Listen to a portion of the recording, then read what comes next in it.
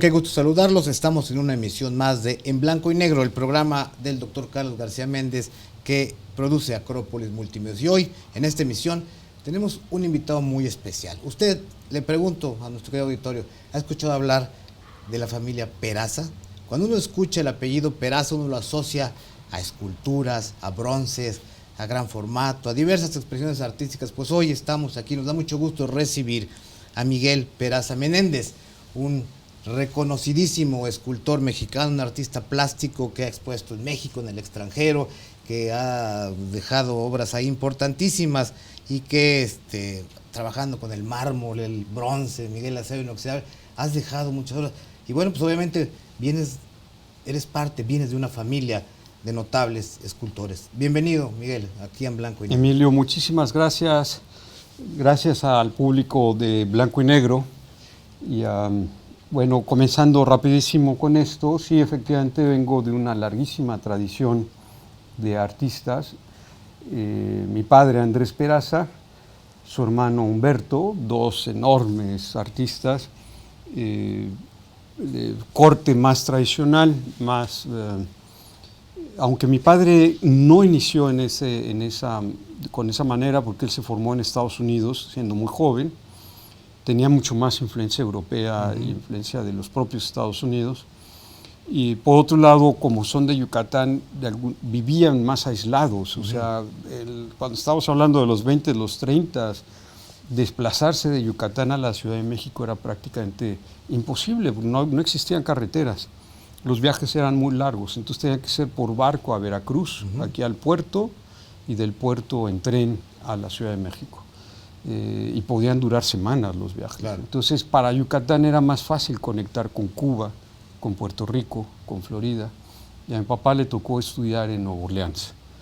Y, entonces su influencia era mucho más europea y sus primeras obras fueron muy abstractas, sí, muy abstractas, pero desafortunadamente no tuvieron la cabida que él quisiera y se hizo más hacia lo figurativo. Y su hermano, mi padre nació en el 22, mi tío nació en el 25, él se hizo más taurino. Sí, como no, la Plaza México, ¿no? Uno ahí ve la escultura. Una, ¿no?, parte de las esculturas de él están adentro de la Plaza México. Sí. Lo que está afuera son del escultor Just, un escultor catalán que fue maestro de él. Sí. Y cuando se construyó la plaza eran muy jóvenes ambos. Pero sin embargo, la caja de resonancia de la familia siempre se ha pensado que las esculturas son de nosotros, pero en realidad honor a quien merece, ¿no? Y lo merece. Y ese es Alfredo Just, un gran escultor valenciano, que él fue el responsable de este encierro. Por eso el encierro que vemos en la Plaza de Toros México es de corte andaluz. Sí, están los caporales vestidos en traje de luces, ¿no? Oye, Miguel, tu padre... se le han hecho desde luego merecidísimos homenajes recientemente en Bellas Artes, bueno, hace algunos meses. Estás en esta parte, ¿no? Digamos, a ti te ha tocado la promoción, digamos, de todas estas actividades culturales que tienen que ver con recordar su enorme trabajo, su gran legado, su obra escultórica. ¿Cómo va? Recientemente tuvimos la participación y la presentación del libro de Andrés Peraza, escultor 1922-1998, en la FILEM, en la Feria Internacional del Libro del Estado de México. Vamos a seguir en la presentación en Casa Montejo, en la ciudad de Mérida, el próximo año.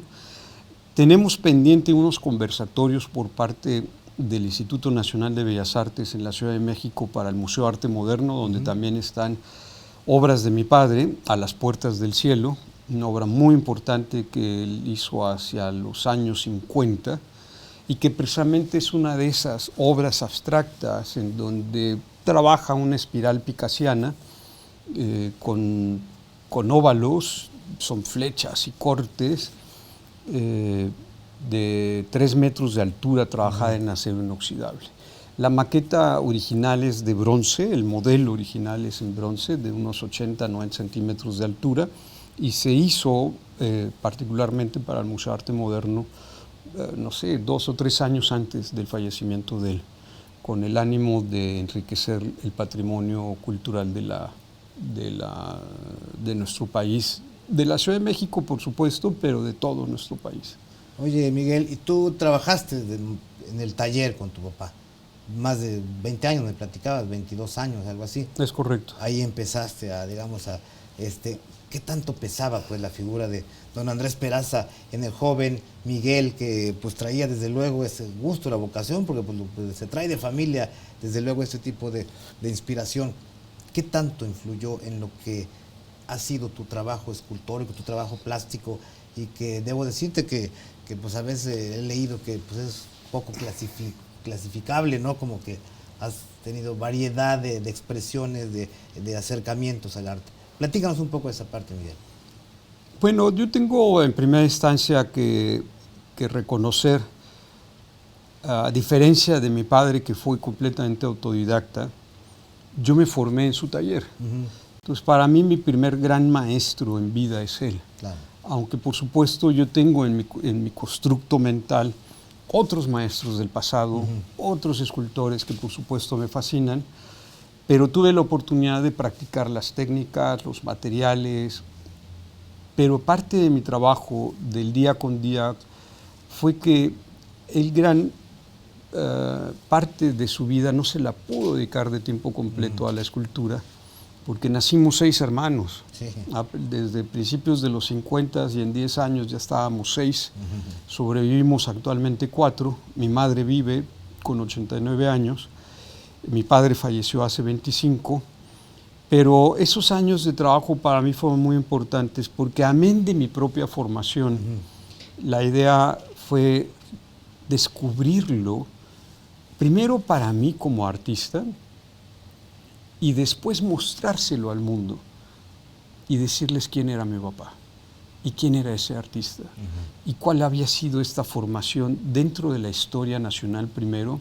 Claro. Y después dentro de la historia internacional. Entonces fueron 22 años de mi vida, día con día, brazo con brazo, con mi padre, al lado de mi padre, como escultores asociados, como amigos y por supuesto como mi maestro.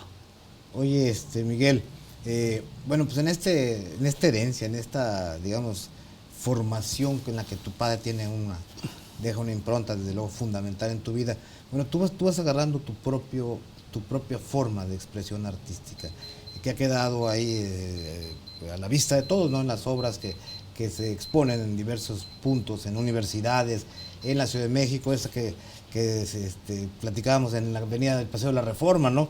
De las escultura esta del hombre del portafolio, al que por cierto le robaron el portafolio el año pasado, si no mal recuerdo, un tema que a ver si al rato nos abundas. Pero bueno, tu trabajo lo has enfocado también a la parte esta del arte, la creación en las instituciones de educación superior, el peso y la importancia que esto debe tener, la cultura entendida como la creación humana en las universidades. ¿Cómo ha sido este camino, Miguel? Bueno, esta pregunta es muy amplia y es que es maravilloso. La formación, y recuerdo, no puedo evitar pasar por el recuerdo del maestro Vasconcelos cuando crea las misiones culturales hacia los años 20. Y por supuesto viene uno de sus grandes amigos aquí en los 20 y se forma un movimiento que son el estridentismo aquí en Jalapa precisamente, claro, con el maestro Heriberto Jara. Intelectuales, bueno, el Jara constitucionalista, por supuesto, uno de los grandes constitucionalistas de la Revolución Mexicana. Las misiones culturales se interrumpieron. La Revolución Mexicana fue derrotada, fue vencida. Se urbanizaron y se industrializaron las ciudades y se abandonó el agro. Y de la agricultura viene la palabra cultura. De haber dominado el campo se derivó el espíritu del ser humano.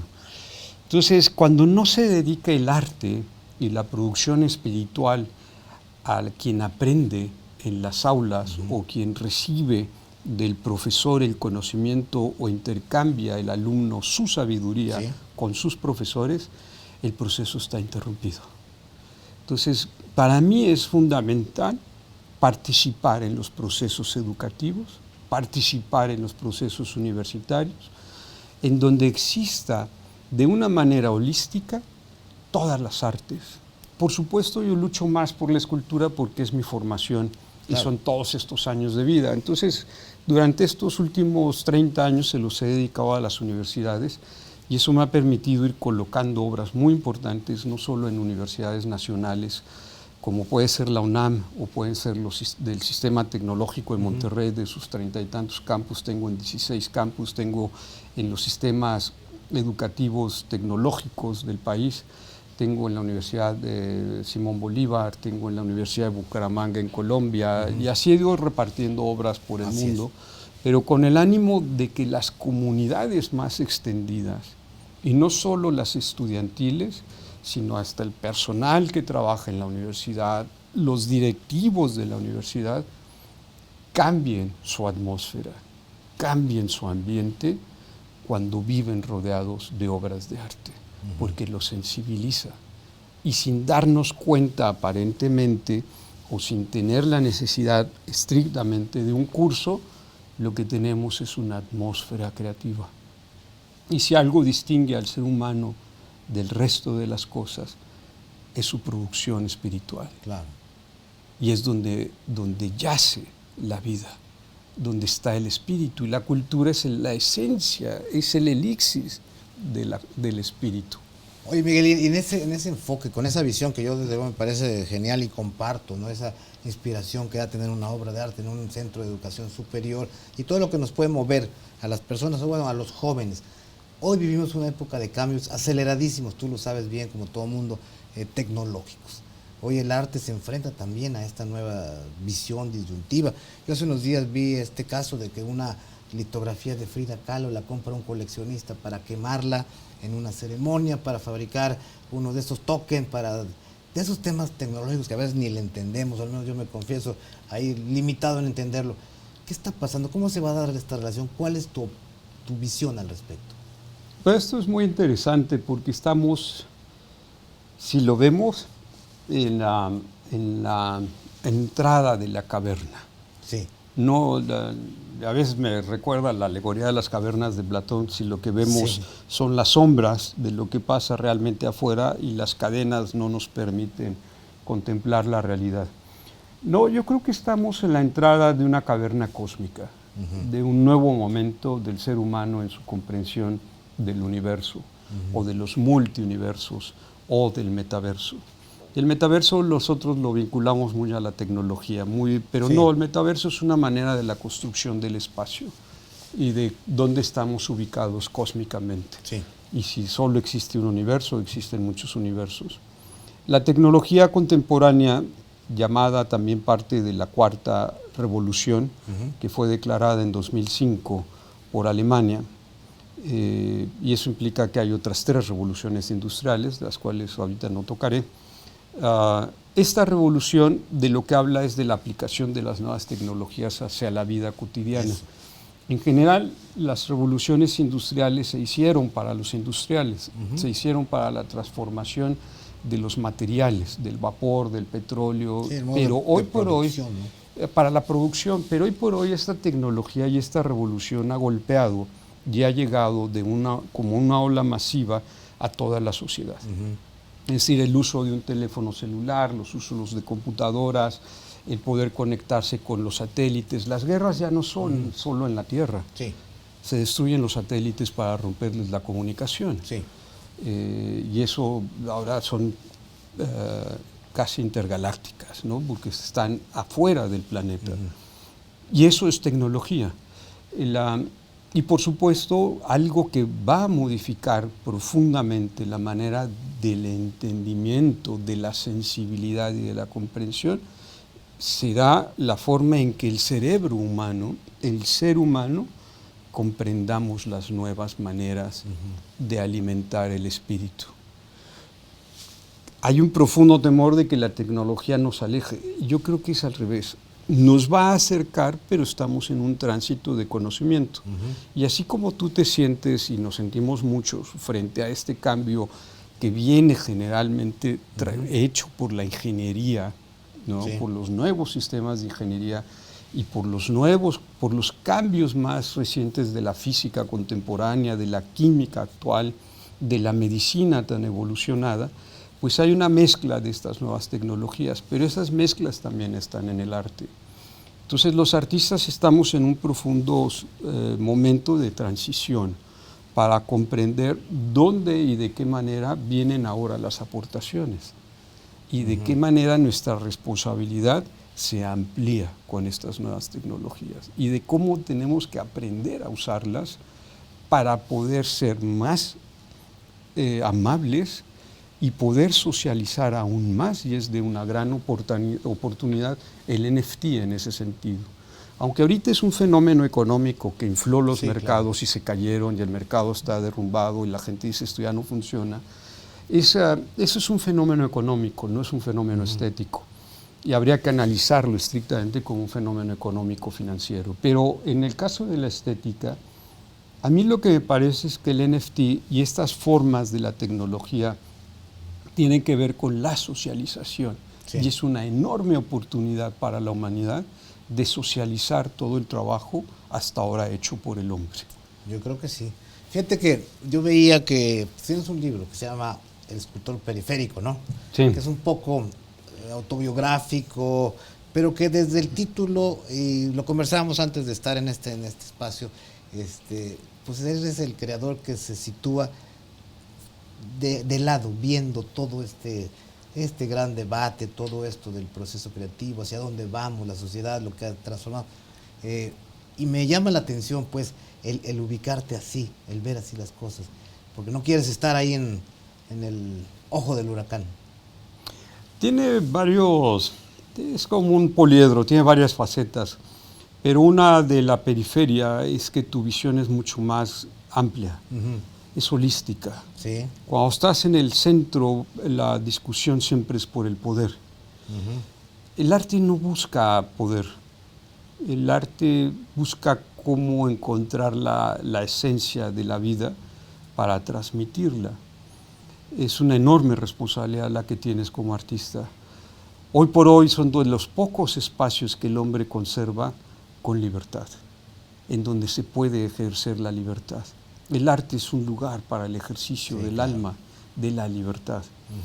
Entonces, cuando tú estás inmerso en los mercados, por ejemplo, que hoy en día el mercado es dominante y son los coleccionistas los que dicen qué compran y qué les gusta, sobre todo para el mundo de los vivos, porque el mercado se divide en vivos y muertos, y los muertos en general, los que conocemos, son los consagrados, que vienen desde la historia antigua hasta nuestros días, aunque también la consagración existe para los vivos. El tema es que hoy el mercado es dominante, pero cuando estamos hablando de la parte estética, estamos hablando de la parte esencial del alma. Estamos hablando de la construcción espiritual del ser. Estamos hablando de ser capaces de seguir transformando y de dejar cosas que no existían antes para que aparezcan en un bienestar y en un bien ser común. Y esa es la diferencia fundamental. Entonces, ser periférico me permite ver desde afuera y tener otra visión o ser más rico en las visiones para la comprensión de la realidad. Fíjate que esta visión enriquecida, desde luego, con ese sentido de ubicar las cosas, pues no las transmites. Te decía hace rato, como buen conversador que eres, y bueno, pues el tiempo, luego quisiera uno extenderse más, muchísimas cosas, pero me parece que dejas algo bien importante, esto de ver el arte como una inspiración para poder transformarnos todos en nuestro ámbito, nuestras sociedades, que es un tema más elevado que otras cosas, que el mercado del arte y diversas, las cúpulas que se pelean ahí para dominar el espacio cultural, digamos, en este espacio y en estas ramas creativas. Pero bueno, hace rato cuando empezamos la entrevista, y ya regreso un poco a los temas de tu obra, que se robaron el portafolio, el hombre del portafolio allá en Paseo de la Reforma, ¿no? En esta ocasión no fue un acto vandálico, parece que fue un accidente. Un coleccionista que dijo, yo me llevo este portafolio a casa. A veces son los trofeos de guerra, son como trofeos de guerra, los trofeos urbanos. Paseo de la Reforma, que es una de las avenidas, yo creo que está dentro de las 50 avenidas más importantes del mundo. La actividad social en la Ciudad de México, capital de todo nuestro país, Es una avenida importantísima con una cantidad de manifestaciones de todo orden. Desde manifestaciones políticas, manifestaciones de carácter social, científicas, celebraciones sociales del fútbol o de la Fórmula 1, todo se celebra en Avenida Paso de la Reforma.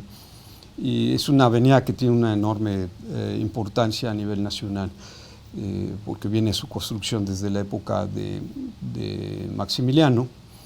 Y después la remodelará Benito Juárez y luego vendrá una serie de acontecimientos con la...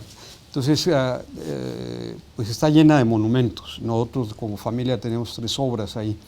Está el General Amaro en el Auditorio Nacional de mi tío Humberto, está a las Puertas del Cielo en el Museo Arte Moderno de papá, y 600 metros adelante, enfrente de Torre Vancomer, está el Hombre del Portafolio, que la primera vez sí fue vandalizado, desafortunadamente, y en esta ocasión el portafolio fue recuperado.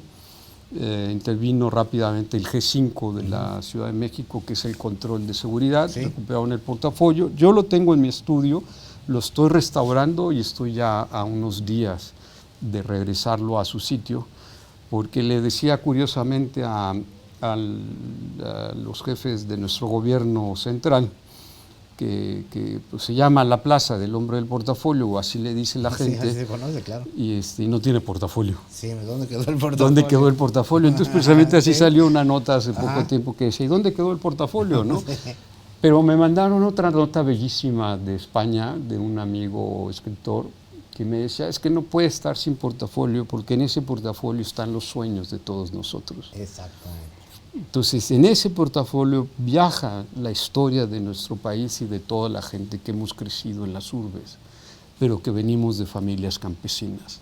Qué bonito. Qué construcción de pensamiento tan fuerte, ¿no? De mi querido Paco. Y entonces ahorita estamos en esa recuperación. Entonces han participado intelectuales, instituciones, gente que me dice hay que regresarlo, claro, porque es un ícono que le pertenece a los otros. Sí, ya es un ícono de la Ciudad de México, del Paso de la Reforma. Oye, antes de terminar, viendo tu trayectoria, Miguel, ganaste un Ariel. Gané un Ariel, artística, una película de Gabriel Retes, ¿no? Sí, mi querido Gabriel, que en paz descanse, íntimos, amigos de batallas brutales, porque ambos como artistas independientes, él en el mundo del cine y yo en la escultura. Unimos la fuerza en 1992 para la película Bienvenido Welcome. Welcome, ¿no? Y fue mi primera intervención, me pidió que hiciera la dirección de arte, logramos la dirección de arte, fue un proyecto muy interesante. Yo estaba muerto de miedo porque no soy tan cercano como es el caso de mi mujer Gaby Coppola, que es actriz, de estar tan cerca del cine, y era una incursión que hice por primera vez, y nos llevamos 6 Arieles en esa película. Y a mí me tocó el de mejor dirección de arte. Que es todo un honor porque, pues hombre, tu primer película, tu primer Ariel, y toda la experiencia de haber participado con otro director independiente que es el propio Gabriel Retes, de una gran historia, un tipo inteligentísimo, un hombre muy, muy culto, y trabajamos a la par en un enorme esfuerzo. Yo creo que una de las películas mejor organizadas de él, porque es la película que más premios se llevó en la vida de Gabriel Retes. Oye, Miguel, ya estás próximo a cumplir 50 años de creación artística. Empezaste muy jovencito, ¿no? Como recordábamos aquí con tu papá. En el 1975 está fechada tu primera obra, ¿no? Algo así, si no mal recuerdo, pero ya estás a un par de años, algo así, de tener 50 años. ¿Qué sigue, Miguel? ¿Qué tienes en mente? Pues mira, ahorita estoy trabajando ya en estos planteamientos. En breve, en el Estado de México tenemos una exposición en el Museo de Bellas Artes, y luego tendré otra exposición que tiene que ver con todas las naves con las que estoy trabajando, que son esculturas muy recientes, para Casa Montejo en Mérida, Yucatán. Vamos a tratar de generar un libro y varios programas que engloben de alguna manera toda esta incursión en los diferentes aros creativos en los que me he metido a lo largo de mi vida. Algunos teóricos se rompen la cabeza porque no me pueden enmarcar en un solo estilo. Entonces, exacto. Eres inclasificable, dicen. Pues yo creo que ese es mi propio estilo, la falta de clasificación. Pero en realidad no, de hecho la muestra va a ser esto, ¿no? En Palacio en Bellas Artes de Toluca voy a presentar obra que tiene que ver mucho con el corte de la abstracción geométrica, los colores, la cuántica, la geometría fractal, toda esta parte, mientras que en Yucatán voy a presentar toda la parte de las naves imaginarias que se construyen para viajar por el interior del ser y seguir hacia los viajes cósmicos. Bueno, pues excelente, Miguel, de verdad. Qué gusto, qué placer que hayas dedicado unos minutos a estar aquí con nosotros charlando. A mí me gustaría extenderlo mucho más, pero pues el tiempo es breve. Te agradezco muchísimo que hayas estado con nosotros en esta emisión de En Blanco y Negro, el programa del doctor Carlos García Méndez de Acrópolis Multimedios. Y esperemos que no sea la primera vez, ahora que vengan los 50 y en las ocasiones que tú quieras. Aquí es tu casa, Miguel. Muchísimas gracias, gracias a tu auditorio, gracias Emilio por tu entrevista. Estamos a la orden. Gracias, Miguel. Gracias a ustedes. Y esto es En Blanco y Negro.